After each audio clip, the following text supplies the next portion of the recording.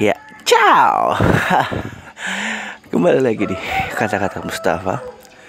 Setelah cukup waktu bagi saya untuk akhirnya memulai chapter baru atau topik baru dari pembahasan agnostik, di mana kita membahas sesuatu yang ada di sekitar kita, namun kita masih tidak mengakuinya, ya. Dan salah satunya adalah agnostik. Dan ya, pengamatan saya beberapa waktu belakangan, agnostik ini sudah mulai ramai dibincangkan. Agnostik sudah mulai menjadi hal yang tidak terlalu tabu di mata masyarakat, walaupun tetap masih ada ketimpangan dari A sampai Z yang menurut saya tetap harus orang yang speak up tentang agnostisme ini, sehingga orang tidak mengambil kesimpulan, tidak terlalu terburu-buru dalam mengambil sikap dan sudut pandangnya mengenai agnostisme. Dan ya, sesuai dengan janji saya beberapa waktu lalu bahwa saya akan memulai chapter tentang agnostik agamais, di mana dalam video-video saya menekankan agnostik itu pada dua hal, yaitu agnostik humanis dan agnostik agamais. Untuk teman-teman yang ingin tahu lebih dalam tentang agnostik humanis, mungkin bisa buka di playlist channel YouTube saya, Agnostik Bukan Agama. Di sana kita menegaskan, atau saya menegaskan, bahwa agnostik tidak bisa disamaratakan dengan agama, sehingga agnostik menjadi sebuah paham bagi manusia yang memanusiakan dirinya dan orang lain. Dan ya, tentang agnostik agamais, dalam gambaran-gambaran yang saya berikan, dalam petikan-petikan yang saya berikan, agnostik agamais berbicara tentang mereka yang masih beragama, atau mungkin mereka yang masih sebenarnya ragu-ragu dengan agamanya, namun mereka memilih paham agnostik sebagai paham yang menetralisir diri mereka. Sebenarnya maaf, saya batuk. Sebenarnya selain agnostik, ada banyak paham-paham yang lain yang biasanya berkesinambungan dengan agama-agama tertentu. Kan orang pernah bilang bahwa kalau komunis itu gak akan berdiri selaras atau berjalan selaras dengan agama, karena komunis sendiri adalah agama, seperti yang pernah disampaikan oleh Marxisme bahwa agama itu adalah candu. Sebenarnya nggak juga seperti itu, ya. Maksudnya pandangan Marxisme bahwa agama itu adalah candu itu berbeda dengan bagaimana seseorang memahami agama itu sendiri. Sehingga sebenarnya dalam komunisme, dalam komunis itu tidak berbicara soal bagaimana orang memiliki pandangan atau memberikan pandangannya bahwa komunis itu anti terhadap agama. Sebenarnya enggak juga, sebenarnya enggak gitu ya. Cuman dalam paham komunis yang saya tahu, dia kurang lebih seperti sekularisme, bahwa kegiatan berkenegaraan itu tidak bisa berdampingan dengan prinsip kebertuhanan. Karena kebertuhanan, sekali lagi, menurut mereka adalah hak pribadi setiap orang, hak pribadi setiap warga negara. Sedangkan bagaimana kita berkenegaraan itu adalah bagaimana kita melihat rencana atau rancangan-rancangan ke depan untuk negara mereka. Dan untuk yang kita tahu, sekularisme dan komunisme adalah sebuah paham yang bisa menjadi tolak ukur sebuah negara, atau menjadi sebuah pegangan dan dasar negara, walaupun tetap juga bisa menjadi paham atau prinsip secara individu. Tapi beberapa negara memegang paham atau dasar negaranya adalah sekularisme dan komunisme. Seperti negara kita memegang prinsip dasar Pancasila, Undang-Undang Dasar 1945. Apakah secara prinsip semua manusia harus menjadi seorang yang Pancasilais? dan Pancasila harus menjadi dasar utama bagi semua warga negara. Berdampingan ya, tapi kita tidak bisa memaksakan orang untuk menjadikan Pancasila sebagai paham utama dalam berkehidupan, walaupun negaranya memiliki prinsip dasar Pancasila. Kurang lebih seperti itu. Jadi agnostik pun bisa bergerak seperti itu. Dalam prinsip beragama atau dalam prinsip kebertuhanan, memang agnostik cenderung abstain gitu ya tentang ketuhanan. Tapi sebenarnya tidak abstain dalam artian tidak mempercayai.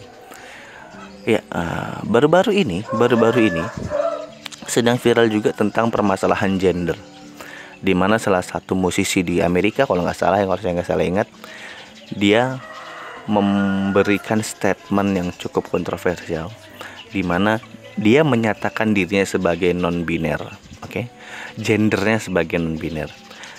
Kalau saya tangkap secara awam saja, gender non-biner ini adalah di mana seseorang memutuskan untuk memprivasi gender mereka, sehingga saat orang mempertanyakan dirimu adalah kamu laki-laki apa perempuan, emang urusan lu, bahasanya begitu. Jadi tinggal ngomong gua non-biner, bahasanya seperti itu. Nah, dalam prinsip kebertuhanan, agnostisme bisa bersifat seperti itu. Jadi saat orang bertanya, loh jadi agnostik ini percaya Tuhan apa enggak sih, bahasanya kan begitu. Nah ya, itu adalah sebuah prinsip di mana kamu ngapain sih ngurusin ketuhananku, bahasanya kan seperti. Walaupun biasanya orang-orang ini lebih sering menganggap bahwa agnostik itu seperti menuhankan logika, begitu ya. Sebenarnya kalau kita bicara logika dan bicara menuhankan logika, kita kan sering ketemu nih orang yang secara tidak langsung menuhankan logika, tapi dia sendiri yang mengatakan bahwa Tuhan tidak boleh dilogikakan, gitu kan ya. Ini sering terjadi kan, orang mengatakan bahwa kita nggak boleh melogikakan Tuhan, tapi ternyata mereka sendiri secara tidak langsung melogikakan Tuhan, begitu ya. Dan ini adalah prinsip dasar di mana agnostik itu terus menjadi prinsip atau paham yang mengajak kita untuk berpikir. Kenapa kita tidak berpikir? Mengapa kita terus diajak untuk berpikir? Karena begini, kalau prinsip yang lain, kalau kita ambil garis lurus teis, secara individu, teis memang mungkin belum bisa menemukan prinsip Tuhannya yang pas atau pasti, begitu ya, sebelum dia menjadi teis agama A, teis agama B, begitu ya. Tapi tetap dia mematokkan dirinya bahwa oke, aku percaya Tuhan, gitu ya. Walaupun Tuhan dari agama apa atau Tuhan tidak beragama, ya kita tidak tahu, begitu ya kan. Nah, prinsip ateis sebaliknya, dia berbicara tentang aku tidak percaya Tuhan, stop sampai situ. Tidak ada langkah-langkah selanjutnya lagi selain mungkin mendebat seseorang untuk mengatakan bahwa ateis itu ya yang nggak percaya Tuhan, sudah. Mana bukti sainsnya, mana bukti A sampai Z-nya. Misoteis tambahnya lagi, misoteis membenci Tuhan, gitu ya.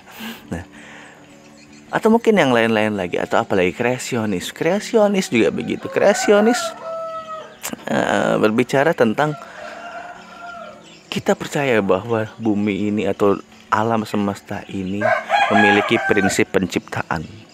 Bisa jadi penciptaannya diciptakan oleh sebuah kekekalan yang disebut Tuhan, atau tercipta dengan sendirinya. Semuanya ada prinsip-prinsip dasar yang secara teguh sudah bisa dipegang, bahwa ya mereka memiliki pandangannya tentang Tuhan terhadap prinsip berpikirnya masing-masing. Dan bila kita mau mengatakan bahwa tentang menuhankan logika, sebenarnya ini ada pada Scientology, di mana Scientology ini adalah, ya kalau di Amerika sebenarnya sebuah agama sudah, cuman agamanya ini adalah agama yang dimana orang-orang mencoba melogikakan setiap prinsip-prinsip berpikir tentang hal-hal gaib, setidaknya hipotesa-hipotesanya. Sedangkan agnostik berbicara tentang ketidaktahuan. Jadi selama saya tidak tahu, saya tidak akan menyatakan. Bahkan saat saya sekarang sudah menjadi seorang yang percaya, saya tidak akan memaksakan pengalaman iman saya kepada orang lain. Atau saya tidak akan mengatakan orang, kok sebenarnya agama yang kupegang sekarang ini udah yang paling benar. Enggak juga begitu. Karena tetap ada prinsip ketidaktahuan di mana apa yang saya alami tidak secara mutlak terjadi dengan orang lain. Kalaupun ada mungkin yang mirip-mirip terjadi, saya tidak bisa membuktikan atau memvalidasi pengalaman saya dan pengalaman orang lain yang memiliki pengalaman yang mirip-mirip dengan saya. Itu kenapa saya tetap menjadi seorang agnostisme dalam prinsip berpikir dan gaya hidup. Bahwa mengedepankan ketidaktahuan bukan berarti menuhankan logika, bukan berarti mempertanyakan keimanan seseorang, bukan berarti mempertanyakan kepercayaan seseorang, tapi lebih kepada mempertanyakan, mengapa kamu bisa percaya begitu saja tanpa ada dasar-dasar yang jelas. Jadi prinsipnya menggali sebuah prinsip, menggali sebuah ilmu pengetahuan, menggali sebuah kepercayaan, itu berbeda dengan mencari-cari atau menuhan-nuhankan sebuah pikiran atau akal sehat. Jadi tentu menurut saya ini hal yang berbeda.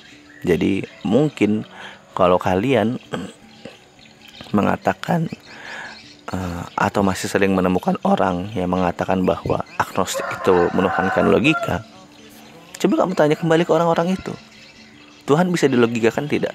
Bila dia bilang, oh tidak, tapi kenapa kamu mempertanyakan atau menyinggung soal Tuhan? Ya karena itulah fungsinya hidup. Kita terus mencari kebenaran yang menurut kita benarnya benar, bukan mencari kebenaran yang menurut orang lain adalah kebenaran yang cuma sekedar diucap-ucapkan, atau mungkin mencari pembenaran. Berbeda.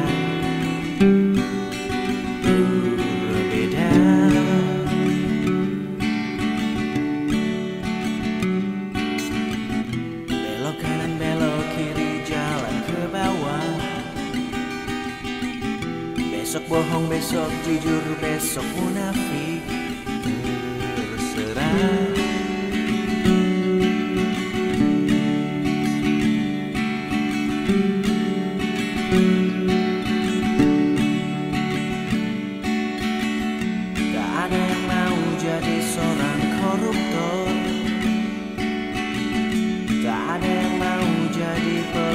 Dan istri kedua, tapi kenikmatan dunia lebih dari itu. Oh nikmatnya.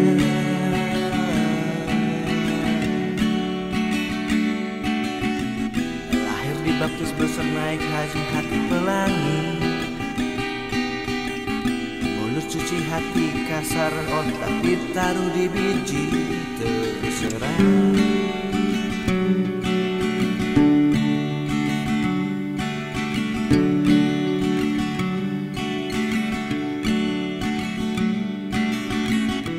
Kedamaian absolut katanya ada di surga, surga yang mana?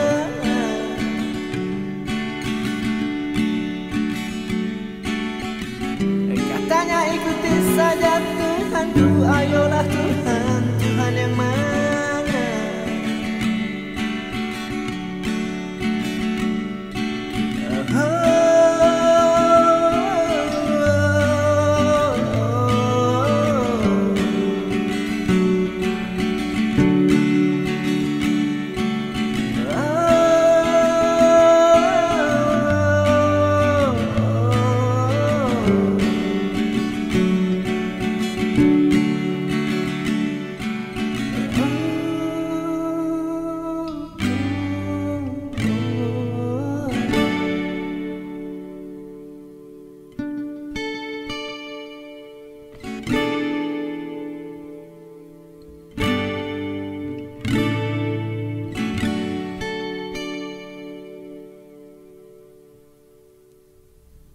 Kebaikan itu suci, tapi banyak baik ada batasnya.